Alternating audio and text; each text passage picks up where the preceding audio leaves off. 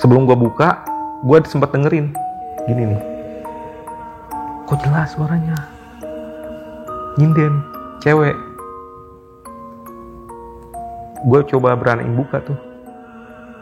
Pas gue buka, deng.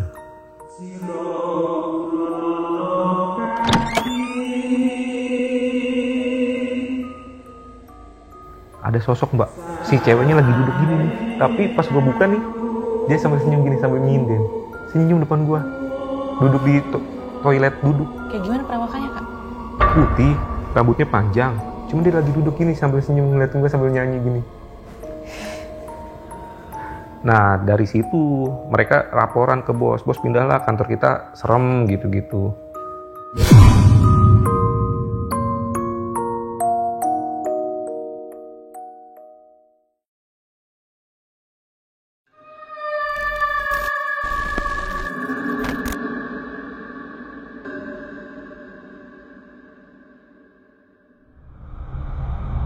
Hai, kembali lagi bersama gue Vira sebagai host magang di Omamat Season 4. Ketakutan terbesar adalah dirimu sendiri.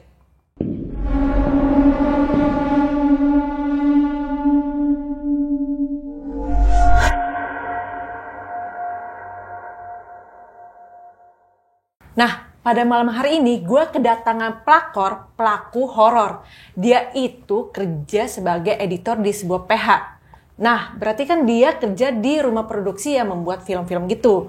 Pas banget kemarin tuh gue pergi ke PH dan mampir ke ruangan editor. Nah, ruangannya itu kayak ruangan khusus gitu, nggak terlalu gede. Dan dia tuh ada monitor yang banyak gitu dan peredam suara. Nggak kebayang kan berarti kalau misalnya dia lagi ngedit film-film horor. Oke, kita langsung aja sapa. Selamat malam, Kak Taufik. Malam, Kak. Kak, udah berapa lama nih kerja sebagai editor di sebuah di sebuah PH? Gua sih kerja dari 2013. Pertama kerja di PH itu gue megang program salah satu TV. Di kantor PH itu gue banyak ngalamin kejadian horor. Oke. Banyak banget. Nggak semua, bukan gue doang, semua editor juga rata-rata ngalamin kejadian horor itu. Yang pertama, gue sering ditampakin sosok yang mirip teman gue. Oke. Nah, ini kakak kerjanya tuh shift malam apa gimana? Nah, gue itu kalau di editor di PH itu masuknya jam 9 malam, balik jam 7 pagi. Selama 3 tahun. Gue kerja di PH itu 3 tahun. Oke, selalu shift malam Shift ya? malam. Itu sendirian apa gimana, Kak? Kebetulan gue itu shift malam itu baru 5, satu shift baru 5. Oke, siap deh. Kalau kayak gitu ditunggu dulu ya, Kak. Tahan ceritanya. Nah, buat kalian yang ingin menceritakan kisah-kisah kalian, bisa banget kalian kirim ke email RJ5 atau DM IG RJ5. Linknya ada di bawah. Langsung aja kita lanjut. Ini dia ceritanya.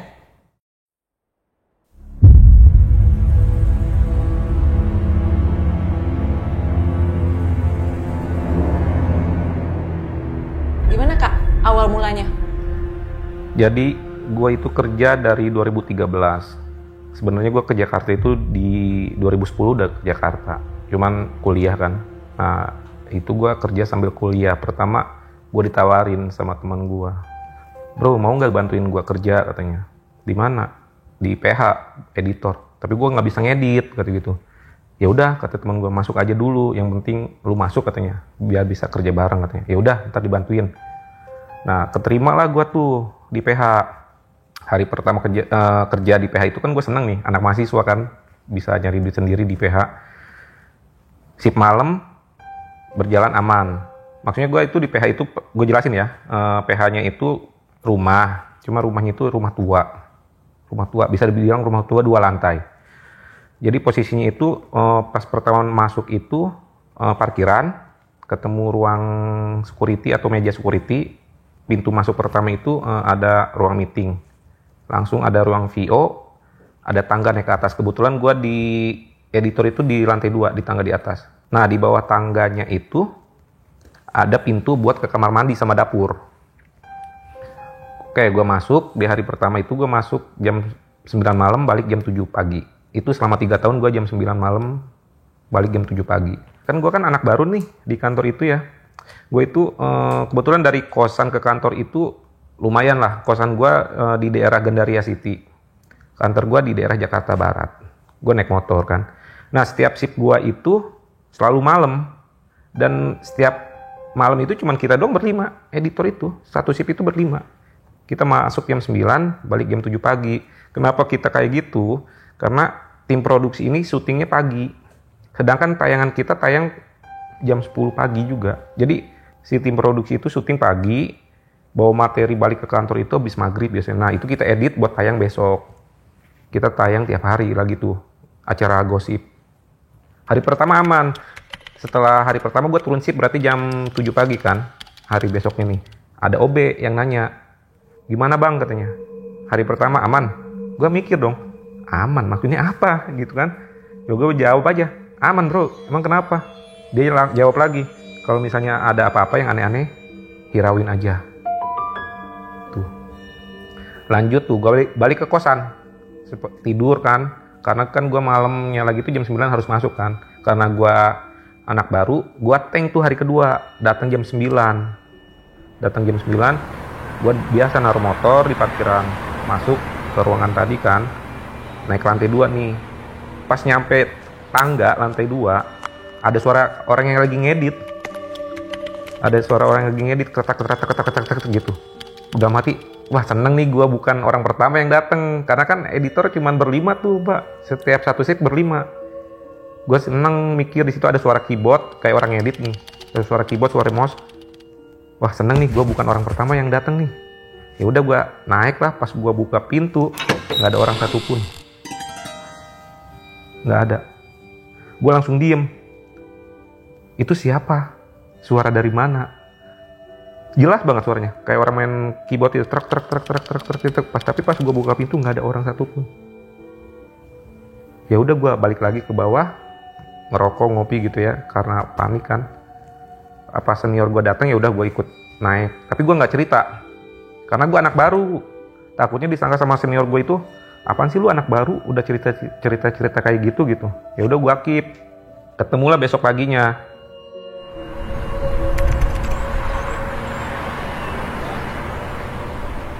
Sama si OB lagi.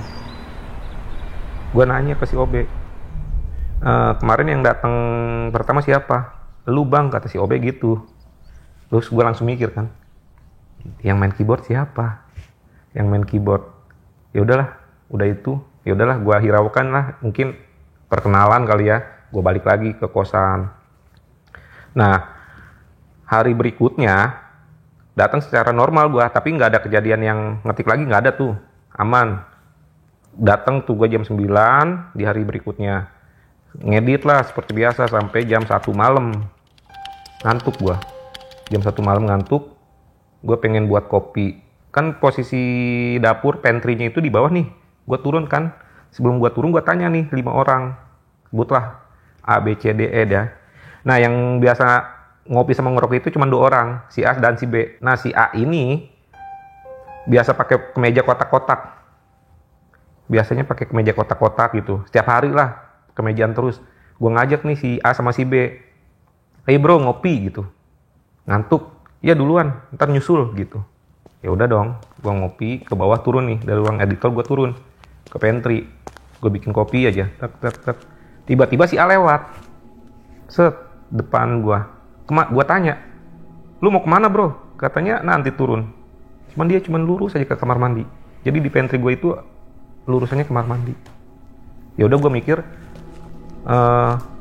si A kebelet gitu ya, pengen kencing atau pengen buang air besar. Udahlah, karena si A udah turun, gue naik lagi buat manggil si B. Ayo turun gitu, niatnya gitu. Pas nyampe atas, si A dan si B ada lagi ngedit.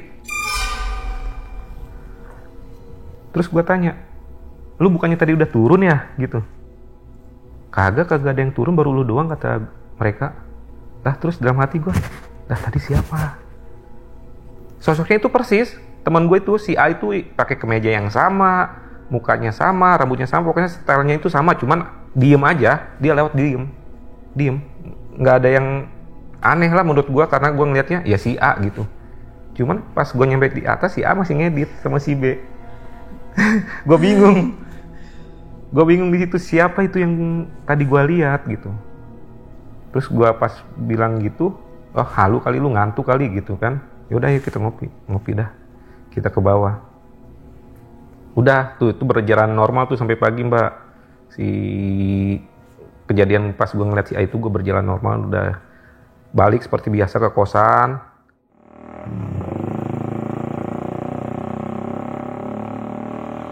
Setelah kejadian itu gue balik ke kosan masih aman. Beberapa minggu kemudian gue dikabarin sama head gue, lu datang jangan jam 9 tapi abis maghrib. Gue mikir kenapa gitu, ada meeting katanya sama bos katanya. Ya udahlah, kita datang sebelum maghrib karena meetingnya abis maghrib kan. Meeting berjalan lancar tuh. Meeting itu ya anak-anak editor kan, 5 orang sama tim-tim produksi tuh, ada kameramen, security, supir gitu, semua meeting sama bos tuh. Setelah meeting, si tim produksi ini cowok, teman gua kesurupan tiba-tiba. Waduh, kenapa tuh? Teman gua kesurupan, tapi dia ngomong gini, anterin saya dong mas, siapa yang bisa nganterin saya, nanti mau dikasih apapun saya kasih. Kita mikir kan, ini siapa? Benar apa bohong gitu. Cuman dia selalu kalau ditanya, lu siapa gitu, lu dari mana? Dia selalu jawab gitu, anterin saya dong mas, siapa yang bisa nganterin saya, apapun yang kalian minta saya kasih. Cewek suaranya, cuman teman gue itu yang kesurupan itu cowok.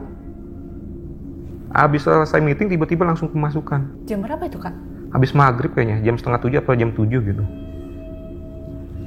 Ditanyalah sama security, kalau gue nganterin lu, gue mau dikasih apa? Kata security gitu. Dia cuma ketawa, ih gitu. Anterin saya, siapa yang bisa nganterin saya, mau dikasih, mau minta apapun dikasih. Akhirnya ya udah dianterin sama security tuh. Dianterin. Selama di jalan dia selalu ngomong gitu. Terus kita tanya, ya kamu mau dianterin kemana gitu? Dia nunjuk ke sana gitu. Kita ngikutin tunjukan dia aja. Selama di jalan, anterin saya gitu. Tapi sambil ketawa gitu, anterin berapa saya. Orang, Kak, nganterin? Security sama supir sama teman saya itu. Jadi si security yang megangin yang teman saya yang kesurupan. Pas nyampe ternyata arah ke kuburan karet Bipak. Pas nyampe sana ditagih lah sama security. Dasar security iseng ya, mana janjinya gitu. Dia cuma ketawa bilang makasih. Temen gue sadar di situ. Oh, langsung sadar? Iya, jadi pas nyampe posisi kuburan karet ya, temen gue ketawa, ih terima kasih. Udah sadar, lemes gitu temen gue. Aneh. Baliklah mereka ke kantor tuh.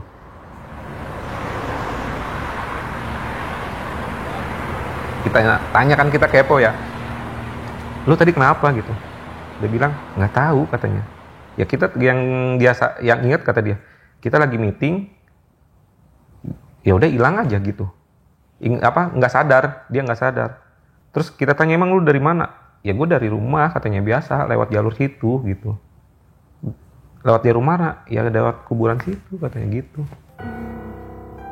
Udah nempel kali ya dia. Mungkin ya. Cuman yang anehnya itu, kenapa si sosok yang masukin itu bilang anterin saya, kalau misalnya bisa anterin apa yang lu minta gua kasih. Anehnya di situ. Janji palsu kali. Saya juga bingung.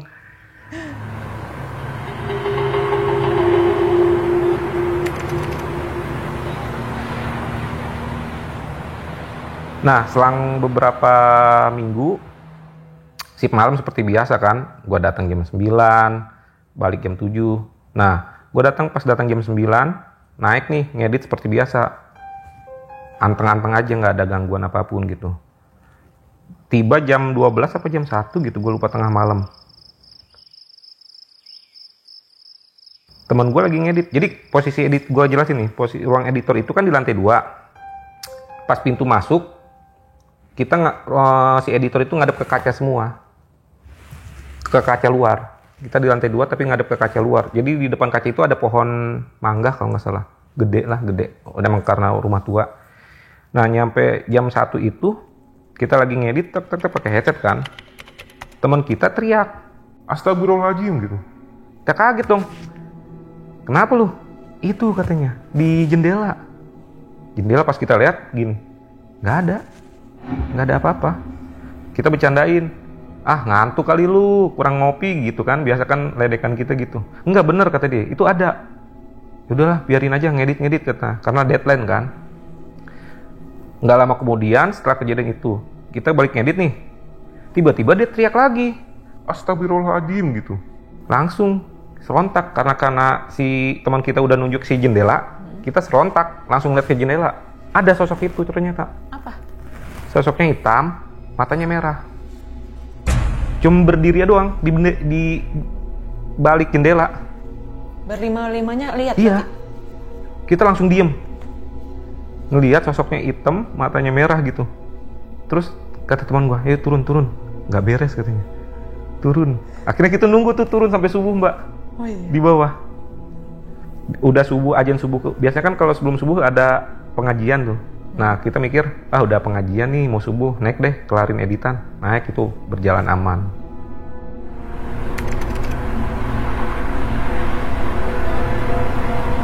Nah, setelah kejadian itu, selang sebulan, kalau nggak salah. Seperti biasa, gue shift malam terus kan.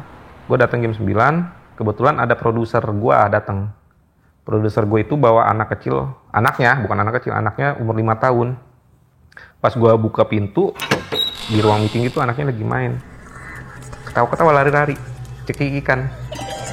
Gue kan dalam hati, ya namanya anak kecil kan, biarin aja lah, biasa gitu. Cuman kok gue perhatiin lama-lama aneh nih tingkahnya bocah. Dari lari-lari, ngobrol sendiri. Jadi dia lari-lari nih, tiba-tiba kayak anak kecil lagi ngobrol sama temennya.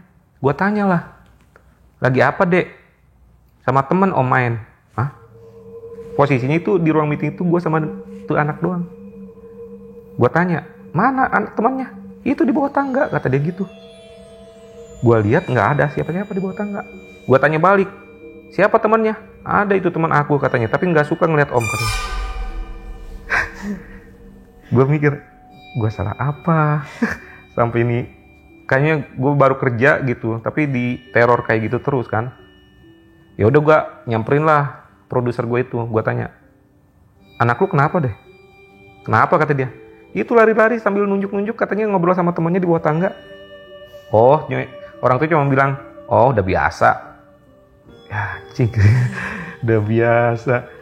Setelah kejadian itu, akhirnya setahun kalau nggak salah setahun berlalu tuh, bos gue memutuskan pindah. Pindah apa? Pindah kantornya, karena kan kita PH itu kan biasanya rumah ya, kita sewa rumahnya pindah. Nah sebelum kita pindah ke kantor baru nih, rumah baru tepatnya, kita nanya ke security, kebetulan security-nya orang situ ya, akamsi situ. Pak, kenapa sih kantor kita kayak gini gitu? Dia bilang, ya nggak aneh mas katanya, ini rumah dulu zaman Belanda gitu. emang bangunan itu bangunan rumah Belanda banget.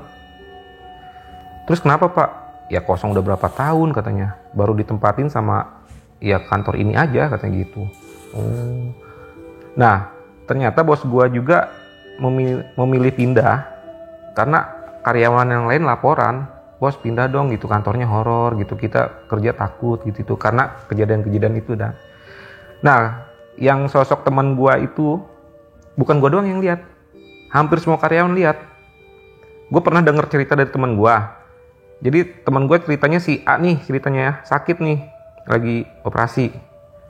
Tiba-tiba si OB lihat, bang, udah sembuh gitu. Tapi teman gue cuma duduk, diem aja di pojokan. Ya udahlah, mikirnya si OB itu baru sakit kan, baru operasi. Ya udah dia lari ke depan, maksudnya bukannya lari, jalan ke depan, nanya, itu si A udah masuk? Apaan orang baru operasi hari ini? Nah dari situ mereka laporan ke bos pindahlah kantor kita serem gitu-gitu.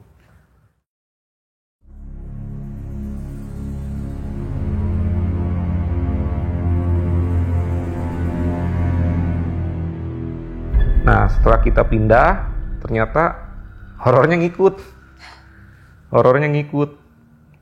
Kantor barunya ini nggak 2 lantai, ini 1 lantai. Tapi nggak jauh jaraknya, hampir 2 kiloan lah, nggak jauh dari kantor yang lama ya. Rumah tua juga sama, cuman 1 lantai.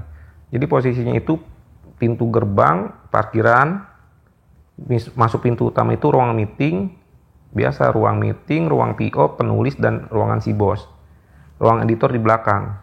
Nah, biasanya kita itu anak-anak editor lewatnya itu nggak lewat pintu utama, lewat pintu samping. Jadi pintu samping itu lorong nih. Lorong, lewatin dapur dulu, kamar mandi, baru ruang editing. Sebenarnya bisa masuk lewat pintu utama, cuman kan karena kita agak-agak malas gitu ya, kita lewat samping.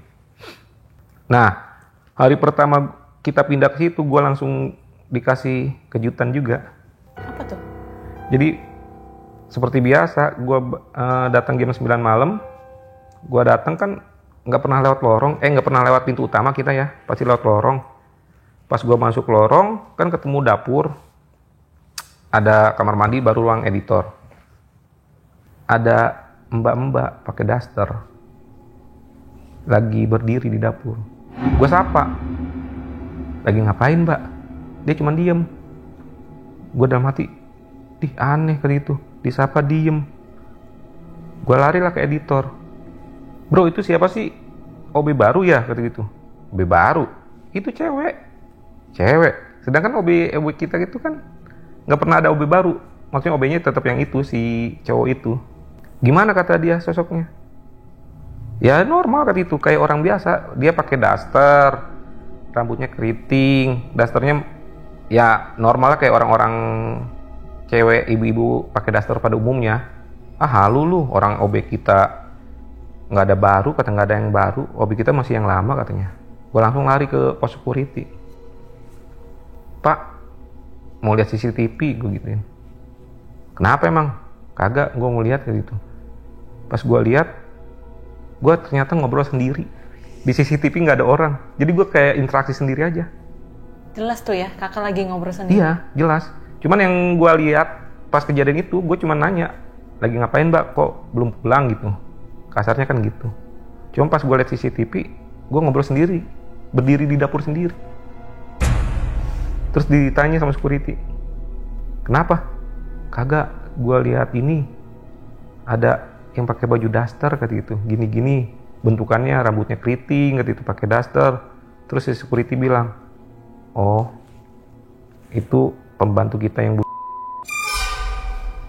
Jadi ceritanya lagi-lagi nih si bos gue itu nyewa rumah tua.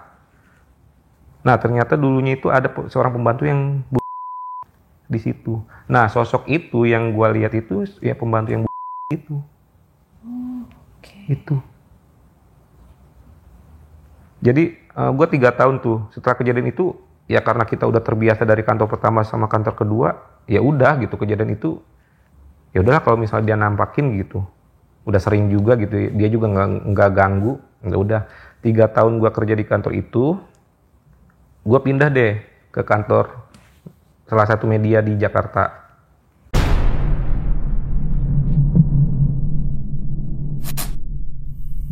Buat kalian yang punya pengalaman horor nyata, bisa kirim cerita kalian ke email rj5 atau DM Instagram rj5.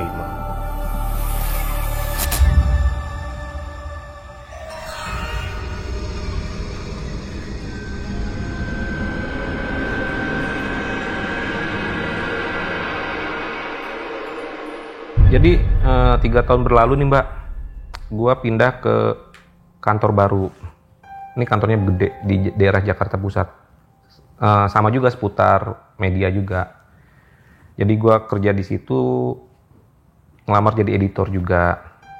Nah sebenarnya gue itu pas ngelamar di situ tuh mau ditempatin di gedung I, sebut aja gedung I ya.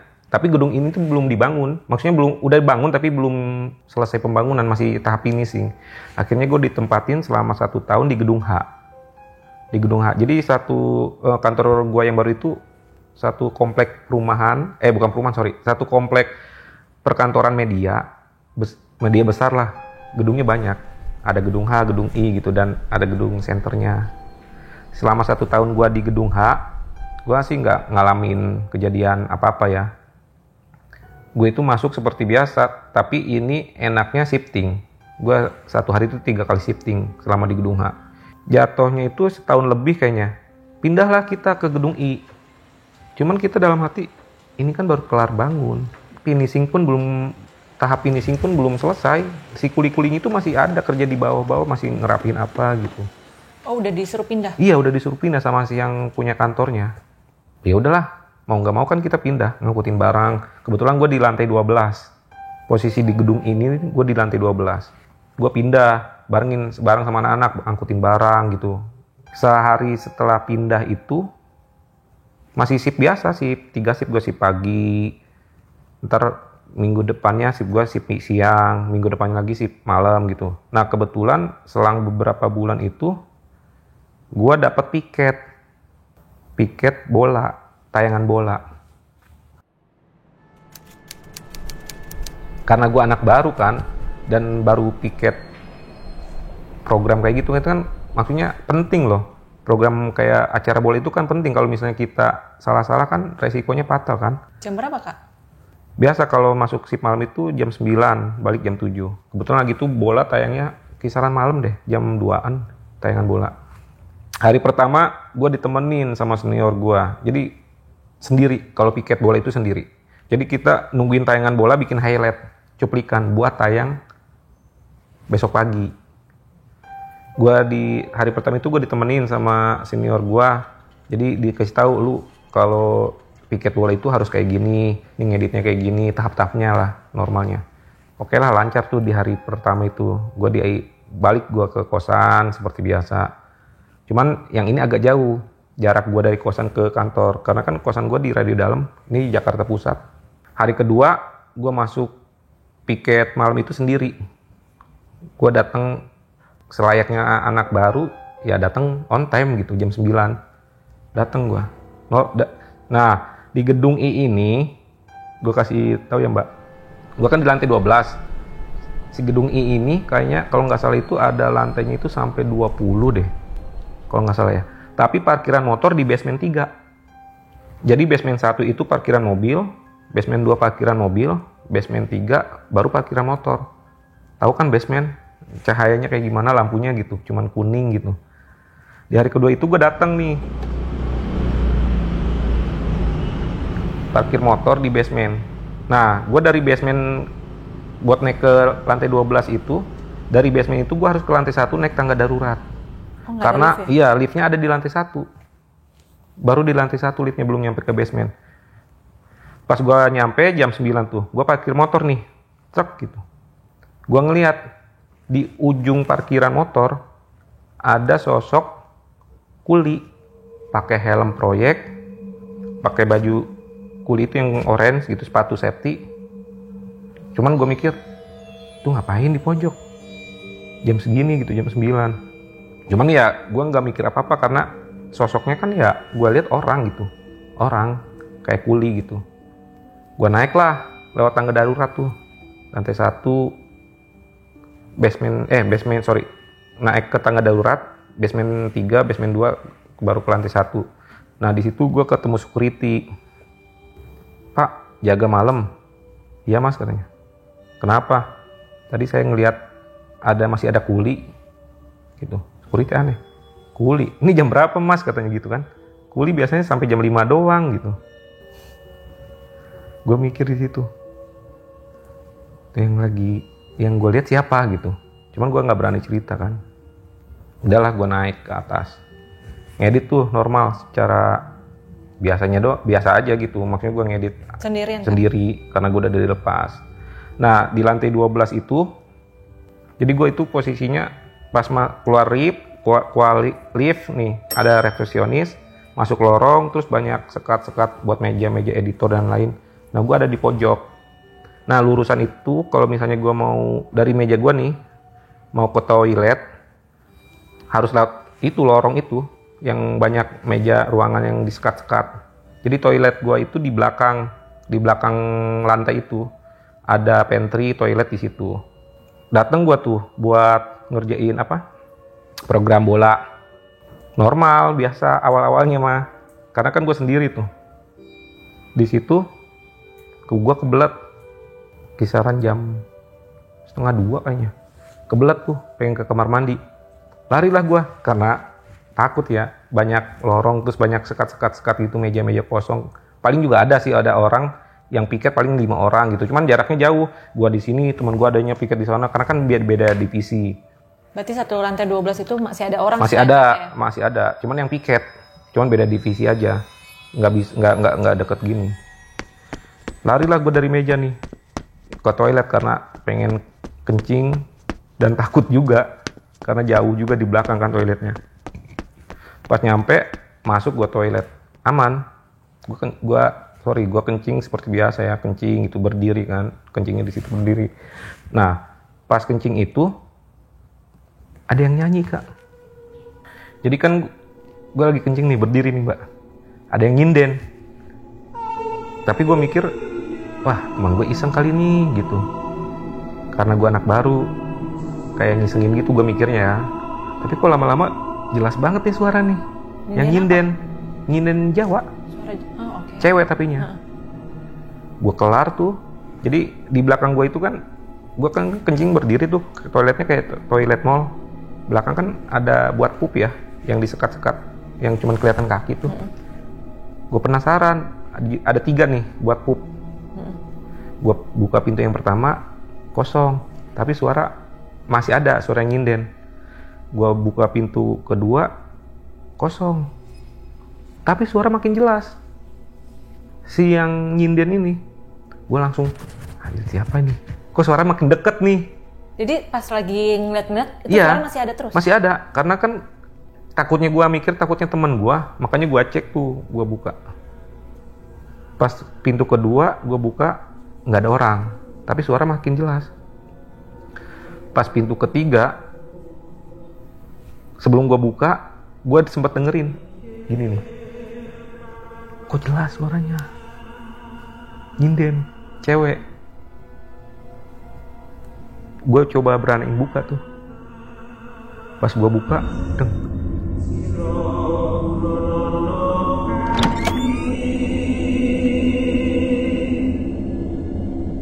Ada sosok, Mbak. Si ceweknya lagi duduk gini nih. Tapi pas gue buka nih, dia sambil senyum gini, sambil nyinden. Senyum depan gue. Duduk di toilet, duduk. Kayak gimana perawakannya, Kak? Putih, rambutnya panjang. Cuma dia lagi duduk gini sambil senyum ngeliatin gue sambil nyanyi gini. Gue di situ langsung diem aja. Kaget kan karena shock kali ya. Anjir ini apa? Ternyata itu yang nyinden. Gue langsung tuh setelah kayaknya skip semenit kayaknya ada. Karena terpaku tatapan gini nih. Langsung ke-freeze ya? Iya nge-freeze, otak gue langsung nge-freeze. Anjir bener nggak? Pas gue sadar gue langsung lari. Ngibrit ke ruangan. Itu asli, Mbak, orangnya duduk gini nih, si sosoknya cewek sambil senyum sambil nyinden gini. Ngeri banget itu. Iya. Mukanya tapi serem nggak? Mukanya hancur. Si sosoknya itu mukanya hancur, cuman senyum gitu sambil nyinden depan gua. Lu bayangin nih, buka pintu lagi duduk gini nih, ada penampakan.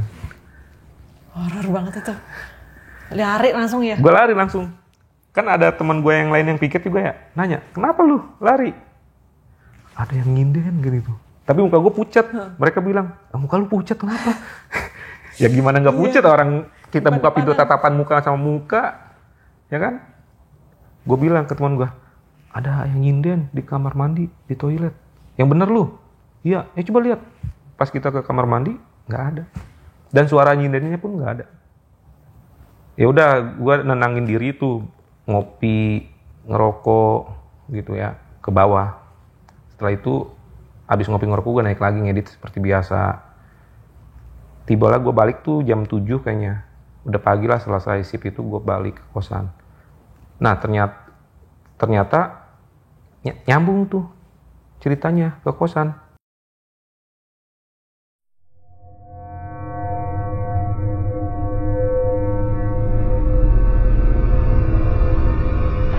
Setelah piket seminggu itu, liburlah gue 2 hari di kosan. Selama 2 hari di kosan, karena capek kan tiap hari itu dalam seminggu kita begadang terus kan. Hari pertama di kosan itu normal, kalau siang mah normal. Pas maghrib tuh, teman-teman gue kan yang lain pada datang tuh. Yang ngekos di situ juga ada yang anak kuliahan, ada yang kerja, datang. Allahu Akbar, Allahu Akbar. Kita lagi nongkrong tuh. Nah, kosan gue itu, gue jelasin ya. 3 lantai. di daerah Jakarta Selatan. Tadi di radio dalam itu kan. Lantai pertama, lantai kedua, lantai ketiga itu kayak balkon gitu buat jemur. Itu isinya cuma jemuran, cuman ada ruangan buat kita nongkrong santai. Nah, posisi gua itu di lantai 2. Biasa nongkrong tuh di lantai 2, ada kayak ruangan kecil buat kita anak kosan gitu. Kalau misalnya kita mau ngobrol, nggak usah di kamar, ya di situ. Kita lagi ngobrol. Nah, kebetulan tangganya itu dari besi. Dari tangga kosan gue itu semuanya dari besi. Pas kita lagi ngobrol nih, ada bunyi nih, gredeg, gredeg. Asalnya dari lantai 3. Kayak suara apa itu? Kayak suara, kayak kursi yang ada rodanya itu loh, didorong-dorong, gredeg, gredeg. Kan kita kedengeran nih kosannya. Kosannya juga padat sih, pada penduduk. Di kosan itu padat penduduk, depan kiri kanan gue itu rumah-rumah warga.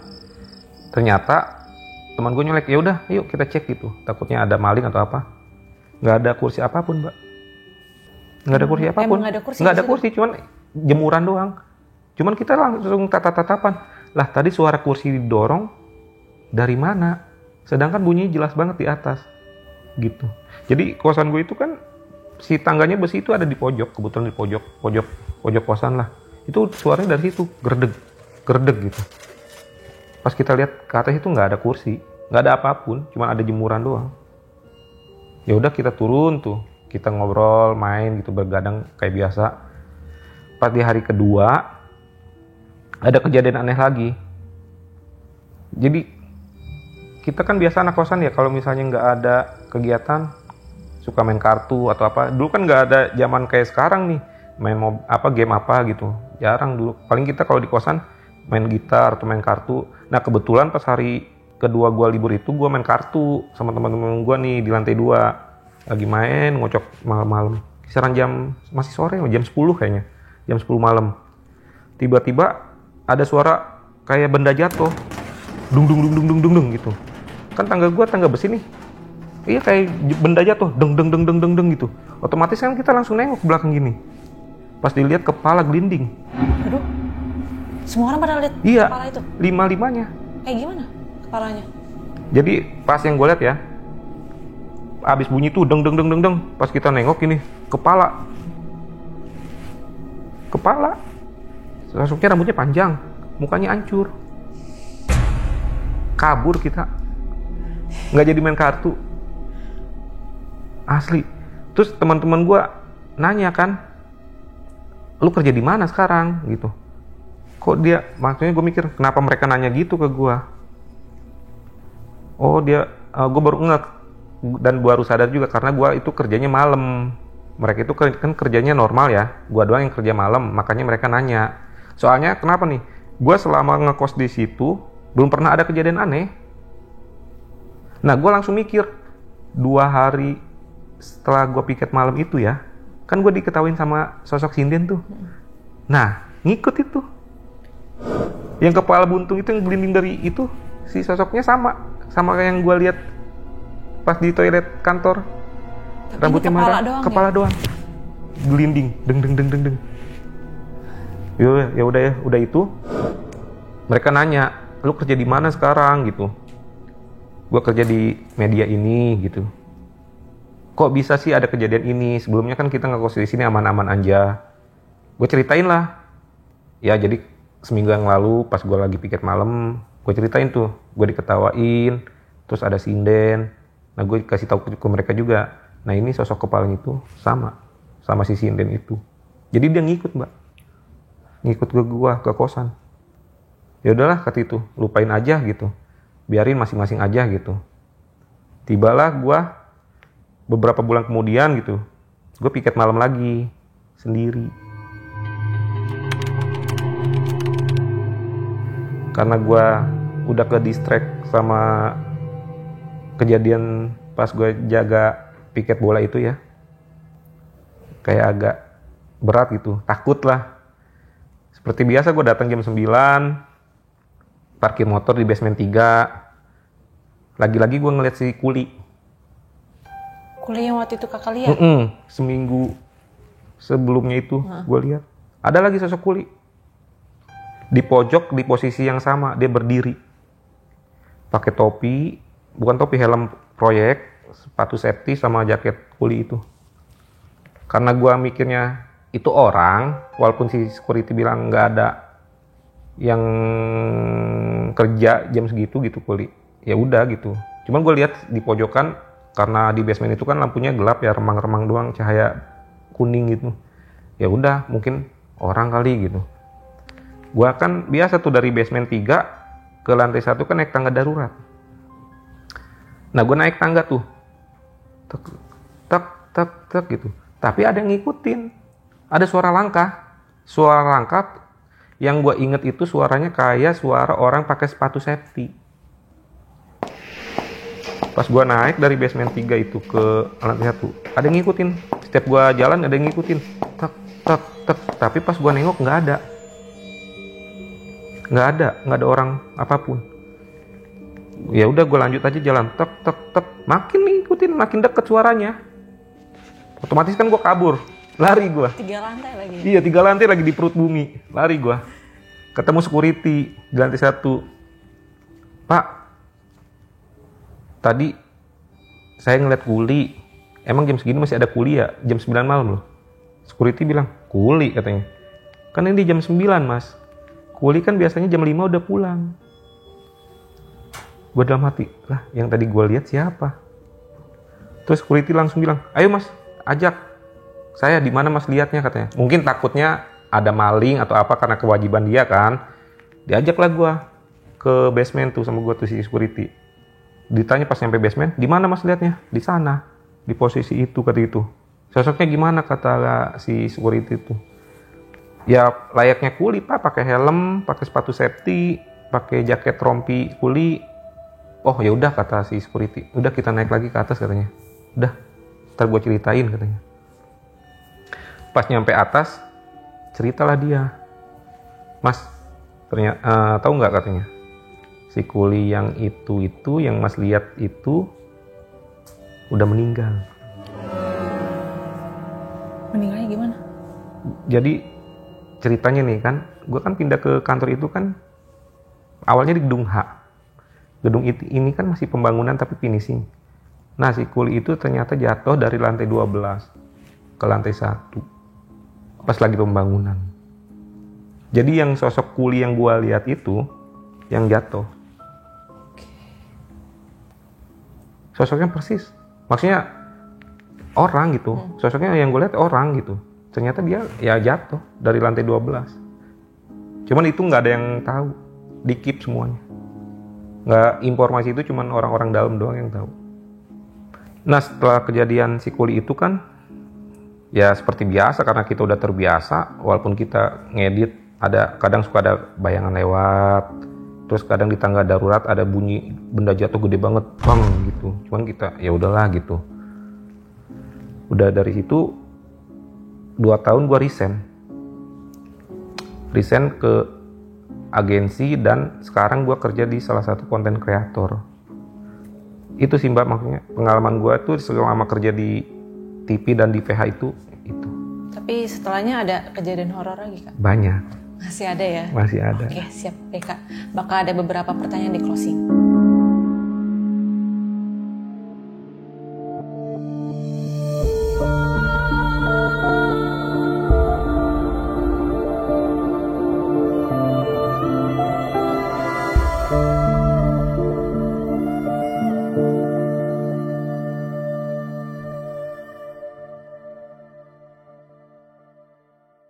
Nah, itu dia guys pengalaman dari Kak Taufik. Kak, aku masih penasaran nih, kenapa ya kakaknya kok sering digangguin? Gue juga bingung. Padahal gue disebut indigo bukan. Gue bisa ngelihat juga enggak, cuman ya mungkin karena tempatnya aja kali ya. Tempatnya ya, tadi ya beberapa yang horor, yang rumahnya juga emang udah lama ya. Nah, kakak, aku penasaran juga nih, pernah nggak pas ngedit, tahu-tahu tuh ada ya yang kejadian horor di dalam ketangkep lah ya? Belum pernah sih kalau misalnya dari hasil yang tayangan yang gue edit itu belum pernah. Tapi kalau secara langsung sih kayak tadi yang itu. Oke, jadi nggak pernah lah ya pas kalau lagi ngedit itu. ngedit itu nggak pernah. Nah kak, ada kejadian horor lagi nggak setelah yang tadi tuh? Nah, gue kan kebetulan setelah kerja di media ini, gue pindah ke agensi. Di agensi juga gue ada pengalaman horornya, dan sekarang gue kerja di salah satu konten kreator. Lebih banyak lagi sih Mbak. Oke. Cerita pas gue lagi di agensi itu lebih banyak lagi. Oke, terus abis agensi ke konten kreator? Konten kreator. Di situ juga ada lagi? Ada sih. Oh, ada. Selalu ada ya? Oh, oke. Nah, buat kalian yang penasaran nih, ntar jangan lupa komen yang banyak, suruh Kak Taufik cerita lagi ya. Oke, thank you banget ya Kak untuk waktunya. Thank you. Nah, ambil baiknya, buang buruknya. Dengan adanya kejadian-kejadian seperti ini, jangan buat kalian takut, tapi kalian harus semakin yakin dengan kebesarannya. Gue Vira, undur diri. Bye-bye.